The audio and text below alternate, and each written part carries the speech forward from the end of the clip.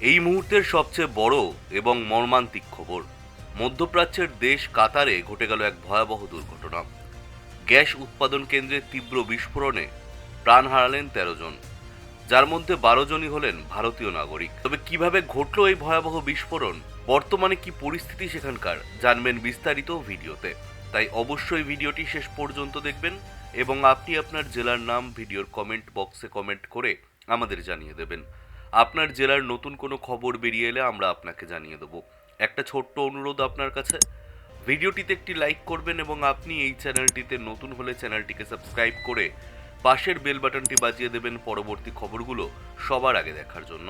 কাতারের সবচেয়ে বড় গ্যাস উৎপাদন এবং রফতানি কেন্দ্র রাস লাফান শিল্পনগরীর বারজান গ্যাস সরবরাহ কেন্দ্রে একটি ভয়াবহ বিস্ফোরণ ঘটে।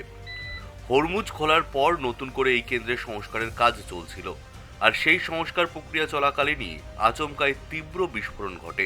প্রাথমিক অনুমান, যান্ত্রিক গোলযোগের কারণেই এই মর্মান্তিক দুর্ঘটনা।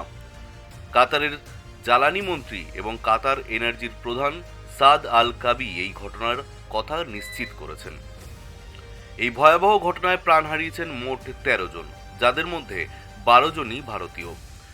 ঘটনায় আহত হয়েছেন আরও ৬৬ জন, যাদের মধ্যে বেশিরভাগই ভারত এবং পাকিস্তানের নাগরিক। তবে কিছুটা স্বস্তির খবর হলো, আহতদের দ্রুত হাসপাতালে ভর্তি করা হয়েছে এবং তাদের চিকিৎসা চলছে। চিকিৎসকরা জানিয়েছেন আহতদের কারোর অবস্থায় এই মুহূর্তে আশঙ্কাজনক নয়। মঙ্গলবার এই বিস্ফোরণের কথা স্বীকার করে দোহায় অবস্থিত ভারতীয় দূতাবাস গভীর শোক প্রকাশ করেছে।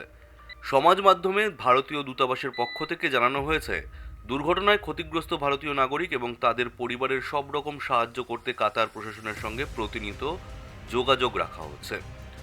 একই সঙ্গে নিহতদের মরদেহগুলি যত দ্রুত সম্ভব ভারতে ফিরিয়ে আনার সমস্ত রকম পদক্ষেপ নেওয়া হয়েছে। ভারতীয়দের আত্মার শান্তি কামনা করি এবং তাদের পরিবারের প্রতি সমবেদনা জানাই। দর্শক বন্ধুরা, প্রতিনিয়ত দেশ বিদেশের এমন তাজা এবং গুরুত্বপূর্ণ খবর সবার আগে পেতে আমাদের চ্যানেলটি সাবস্ক্রাইব করে বেল আইকনটি ক্লিক করে রাখুন।